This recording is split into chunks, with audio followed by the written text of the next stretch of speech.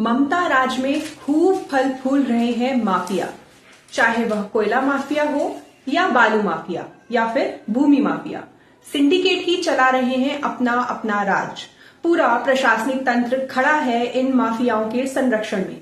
चाहे देश में कितनी भी धाक चलती हो ममता की, लेकिन अपने राज्य में नहीं चलता उनका शासन। प्रशासन है इन माफियाओं के सामने पंगु। आज चर्चा भूमि माफियाओं की। आप जुड़ चुके हैं आर्थिक धारा से। अभिवादन स्वीकार करिए, मैं अंजलि वाजपेयी। कहीं न जाइएगा और हमारा चैनल सब्सक्राइब करना ना भूलें। लौटती हूँ शीघ्र ही। आसनसोल के भूमि माफिया भारी पड़ गए मंत्री मलय घटक पर। औकात बता दी मुख्यमंत्री ममता बनर्जी की भी।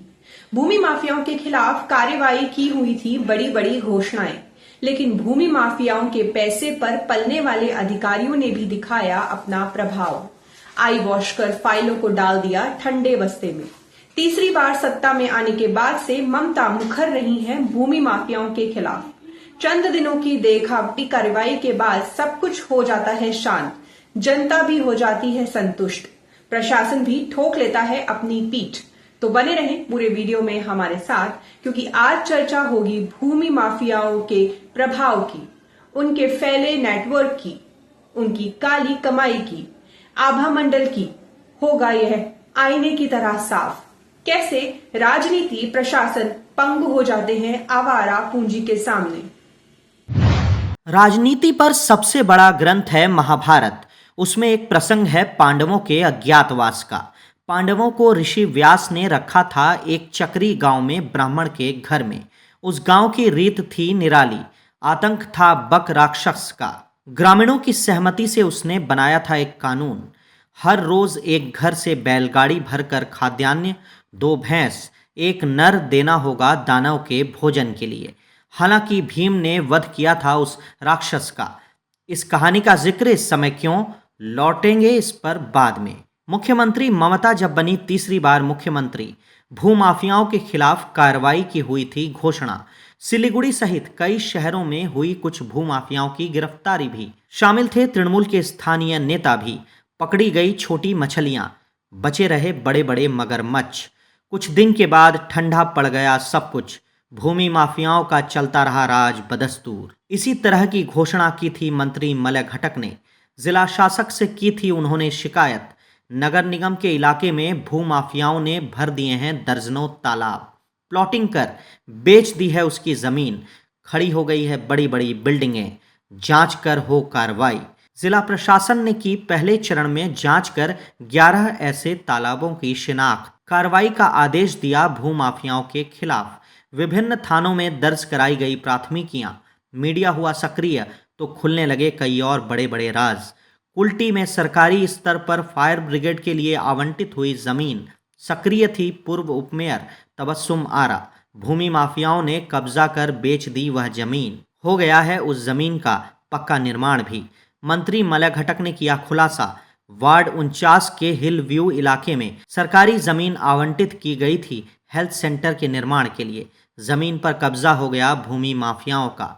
बन गए सरकारी दस्तावेज भी। मंत्री के लिए भी यह तथ्य था चौंकाने वाला। इस तरह के हजारों मामले पड़े हैं नगर निगम इलाके में, जिले के विभिन्न प्रखंडों में भी। इतने बेलगाम क्यों है भूमि माफिया? कहां से मिलती है इन्हें शक्ति?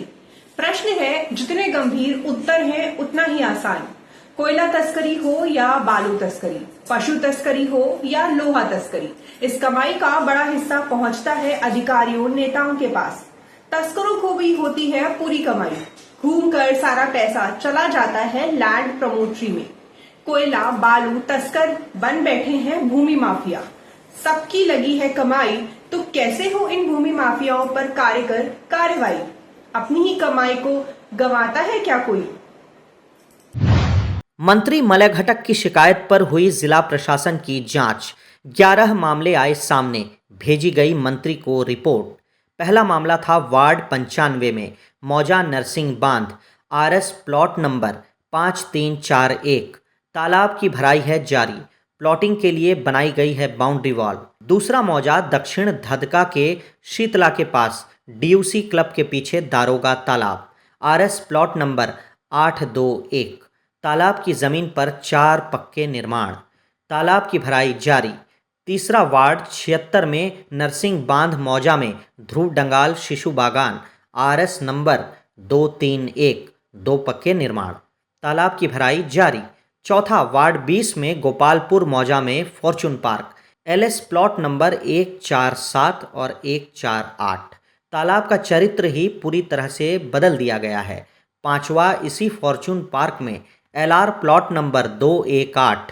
तालाब की भराई कर प्लॉटिंग जोर शोर से जारी। छठा पलाशडीहा में पलाशडीहा मौजा LR plot number 594 RS plot number 504। तालाब की भराई कर उस पर निर्माण कर दिए गए अनाधिकृत मकान। सातवां इसी मौजा में LR plot number 634 RS plot number 522।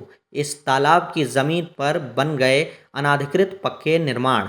आठवां आसनसोल मौजा में जिला अस्पताल वाटर टैंक के पास LR plot number 33862 33876 33887 RS plot number 28119 28132 28143।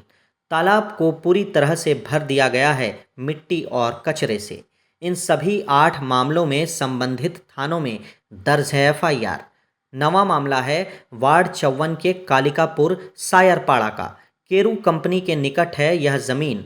मौजा नरसमुदा LR plot number 872 RS plot number 1429।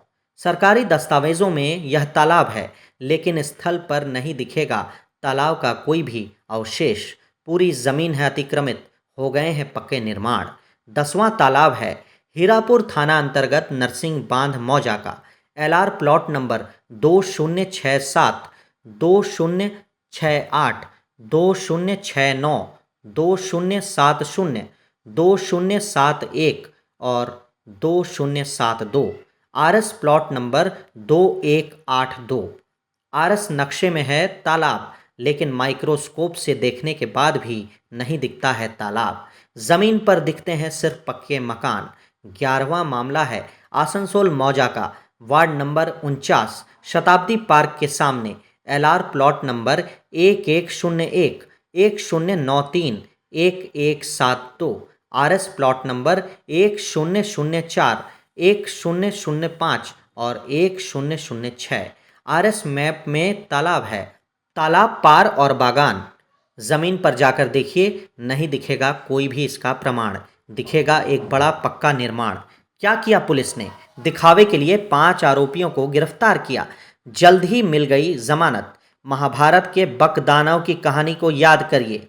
ग्रामीणों ने तय कर रखी थी नीति, संपूर्ण विनाश से अच्छा है कुछ अपने स्तर से देना। पुलिस ने भूमाफियाओं के साथ खेला यही खेल। कुछ प्रोमोटर को भेजा जेल, सब कुछ हो गया सामान्य। तो उठता है सवाल, महाभारत के बक राक्षस की हत्या की भीम ने, लेकिन भूमि माफियाओं को समाप्त करेगा कौन? जब सरसों में ही हो भूत, तो ओझा के वश की नहीं होती कोई ताकत। इन माफियाओं को समाप्त करने का अर्थ है काली कमाई का अंत। तो राजनीति, राज प्रभाव टिकेगा कैसे? उठते हैं कई सवाल। अब राज्य में नहीं हो कोई निवेश, नहीं हो कोई व्यवसाय, तो ऐसे ही माफियाओं की चमकती है चांदी। हर प्रभावशाली के पास पहुंचती है अकूत धनराशि। सैया भय कोतवाल, तो डर अब काहे का। तो इस वीडियो में इतना ही। बने रहें आर्थिक धारा के साथ, क्योंकि हम जुड़े हैं अपनी माटी अपनी थाती से। पसंद आए वीडियो अगर तो इसे लाइक जरूर करें। मित्रों और शुभेच्छु में करीबियों को करें शेयर। अब दिन भर की कुछ खबरें फटाफट। आसनसोल के तृणमूल श्रमिक नेता पर लगा दादागिरी का आरोप। दुकान में ताला जड़ने का लगा है आरोप। आसनसोल साउथ थाना के हाटन रोड मोड़ की घटना। साल 2016 में आसनसोल निवासी नित्यानंद रॉय ने लीज पर ली थी दुकान। उसे खोलने पर बाधा दे रहे तृणमूल नेता राजू अहलूवालिया। उन्होंने कर रखी है तालाबंदी। राजू अहलूवालिया ने किया दावा, गोदाम बनाने के लिए मिली थी लीज, नहीं खुल सकती दुकान। मेयर विधान उपाध्याय ने दिया बयान, लिखित शिकायत मिलने पर होगी जांच और कार्रवाई।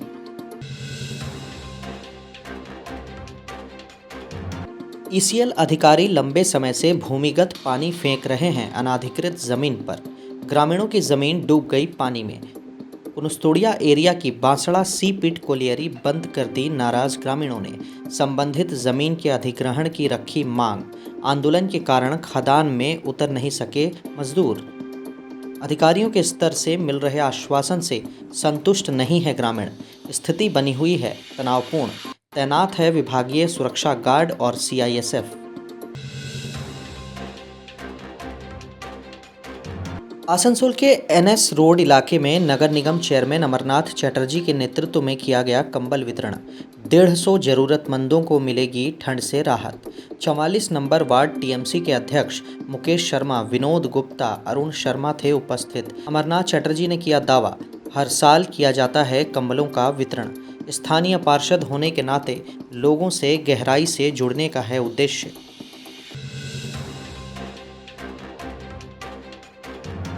धनबाद जिला मुख्यालय के जोड़ा फाटक रोड स्थित गुरुद्वारा से मठकुरिया गुरुद्वारे तक निकाली गई प्रभात फेरी।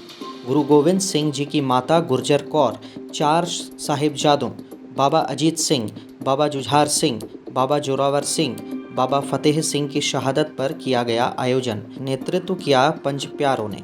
रागी जत्थों द्वारा किया गया कीर्तन। शामिल थे भाजपा विधायक राज सिन्हा और दिलीप सिंह। छका गया लंगर।